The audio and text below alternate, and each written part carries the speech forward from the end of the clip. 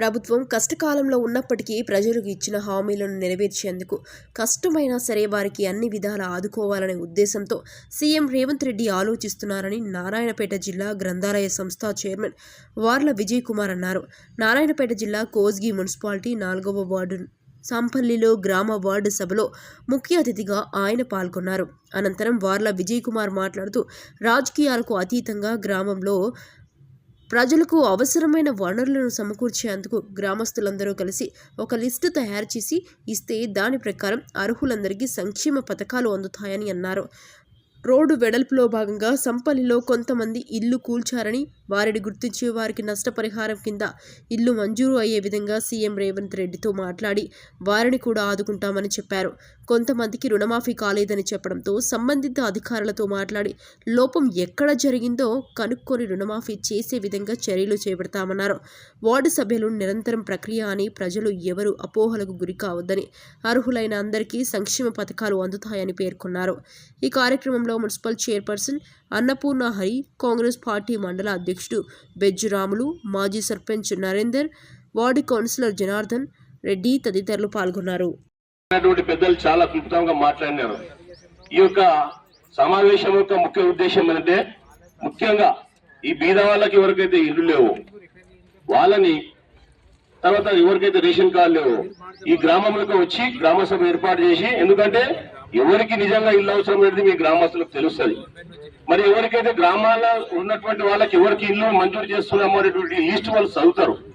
చదివినప్పుడు నిజంగానే ఇప్పుడు మోహన్ రెడ్డికి ఇల్లు ఉంటుంది, కానీ కొంచెం ఆశ ఉంటుంది. మళ్ళీ మోహన్ రెడ్డికి ఎందుకు ఒక దరఖాస్తు ఇస్తే అయిపోయా నాకు కూడా ఇల్లు వస్తుంది అని ఆశ ఉంటుంది. ఆయన దరఖాస్తు పెట్టినాడు, కానీ మీరు చెప్పాల్సిన బాధ్యత మీ మీద ఉంటుంది. ఏమని పట్టేలా నీకు ఇల్లు ఉండదు కదా, ఈ బుగ్గమ్మకి లేదు ఇల్లు ఫస్ట్ అమ్మకి ఇవ్వాలని చెప్పేటువంటి అవసరం మీ గ్రామ సభకు ఉంటది.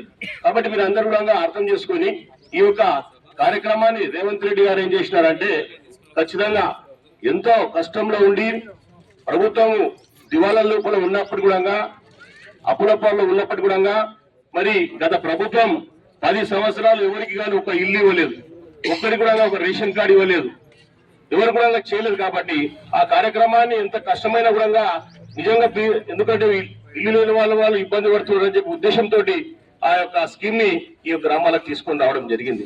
మీరందరూ కూడా రాజకీయాలకు అతీతంగా అందరూ గ్రామస్తులందరూ కూడా కూర్చొని ఈ యొక్క లిస్ట్ ప్రిపేర్ చేసి మనకి ఎన్ని ఇండ్లు కావాల్సిన కూడా మీరు అందరూ లిస్ట్ చేయాలని చెప్పి కోరుతా ఉన్నాం. ఎందుకంటే మనకు వడ్డించేవాడు మన రేవంత్ రెడ్డి గారు ఉన్నారు. మనకు అర్హులందరికీ ఏ అవసరం వచ్చినా చిన్న చిన్న కొన్ని సమస్యలు చెప్పినారు.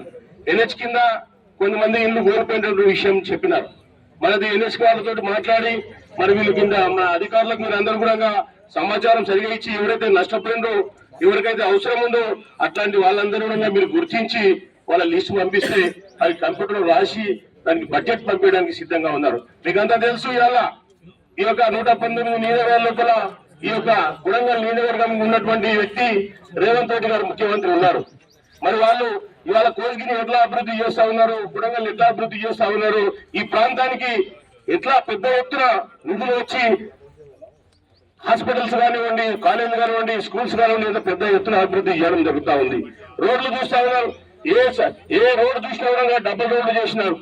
మరి ఆ రోడ్లు కూడా అభివృద్ధి చేస్తా ఉన్నాడు.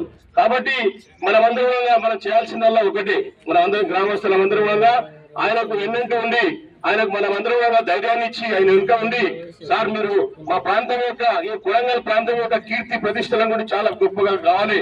మరి చాలా మంది బ్రతకడానికి బొంబాయి హైదరాబాద్ లో పోయినటువంటి వాళ్ళు కూడా ఇవాళ కొడంగల్ అభివృద్ధి చెందుతుందని చెప్పి వాపసు వస్తా ఉన్నారు, గర్వ వాపసి వస్తా ఉన్నారు. కాబట్టి ఈ యొక్క అవకాశాన్ని మీరందరూ సద్వినియోగం చేసుకొని మీరందరూ కూడా మీరు ఈ యొక్క కార్యక్రమాన్ని సద్వినియోగం చేసుకొని మీరందరూ లబ్ధి పొందాలని చెప్పి తెలియజేస్తూ, మరి అధికారులు తప్పకుండా మీరు కూడా అధికారులు కూడా కొంచెం టైం కేటాయించి నిజమైనటువంటి వ్యక్తులను గుర్తించి ప్రభుత్వానికి సరైన సమాచారం ఇవ్వాల్సిన బాధ్యత మీ మీద ఉంది అని తెలియజేస్తూ ఈ అవకాశం ఇచ్చినందుకు అందరికీ పేరు పేరు ధన్యవాదాలు తెలుసు. ముగిస్తున్నాను. జై హింద్. ప్రభుత్వం ఇందాక సార్ అన్నట్టు ప్రభుత్వాలు వేరేండొచ్చు కానీ అందరికి లబ్ధి చెందేది ప్రజలకే. అదొకటి బాగా గుర్తుంచుకోండి. అందరికి ఇచ్చేది ఏ ప్రభుత్వం వచ్చినా లబ్ధిదారులకు ఇందాక సార్ అన్నట్టు జిన్ని నేను ఎవరుకుంటే వాళ్ళకి ఇవ్వండి, ఫస్ట్ ప్రయారిటీ వాళ్ళకి ఇద్దాం. మొన్నటి దాకా దాదాపు ఇక్కడ రోడ్డు పైన అందరికీ 19 ఇండ్లు 20 ఇండ్లు పోయినాయి. గత కమిషనర్ గారికి కూడా దృష్టి తీసుకొచ్చినాం. మున్సిపల్ బాడీలో అందరికీ మా తోటి కౌన్సిలర్స్ కూడా అందరికీ చెప్పినాం.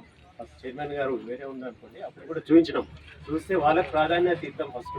ఎందుకంటే ఒక ఫర్ ఎగ్జాంపుల్ ఇక్కడ దస్తాం ఉంది, ఆమెకి ఇల్లు లేదు, ఎక్కడ జాగా లేదు, ఇల్లు మొత్తం పోతుంది. అలాంటి వాళ్ళు దాదాపు 10-15 మంది ఉన్నారు. వాళ్ళకి అలాంటిది లబ్ధిదారులకు ముందుయండి. అదా కాకుండా సరే ఇక మీరు స్కూట్నీ అన్నారు, ఎట్లా చేస్తారో తెలియదు, కానీ వచ్చిన వాళ్ళందరికీ బీపీలో ఉన్న వాళ్ళకి ప్రతి ఒక్కరికి న్యాయం చేద్దాం. రానోళ్ళు కూడా అప్లికేషన్స్ పెట్టుకోండి, సంతోషమే. మనకు ఊరికి రావాలని కోరుకుందాం, మనం ఆ ఉద్దేశం ఏం లేదు. ఇక రేషన్ కార్డులు అంటారా, అర్హులు లేనప్పుడు ఒక అమ్మాయి వేరే ఊరికి వస్తుంటుంది, వేరే అమ్మాయి మన దగ్గరికి వస్తుంటుంది. అందరికీ ఒక్కొక్క కుటుంబంలో ఒక భార్య భర్త అయినప్పుడు కంపల్సరీ రేషన్ కార్డులు అవసరమే. ఎవరైతే పెట్టుకోని వాళ్ళు ఉంటే అందరూ పెట్టుకోండి. ఇది స్కీమ్ కాబట్టి, ప్రక్రియ కాబట్టి దాదాపు ఒక స్టేజ్ వైజ్ ఉంటుంది. ఒక్కొక్క ప్రక్రియ ఉన్నప్పుడు అందరు తీసుకోండి. ఎవరైతే లేని వాళ్ళు ఉంటే అందరూ వాడుకోండి. అంతా ఇది చెప్పుకోండి. అప్లికేషన్ కూడా ఇవ్వండి. ఇంకా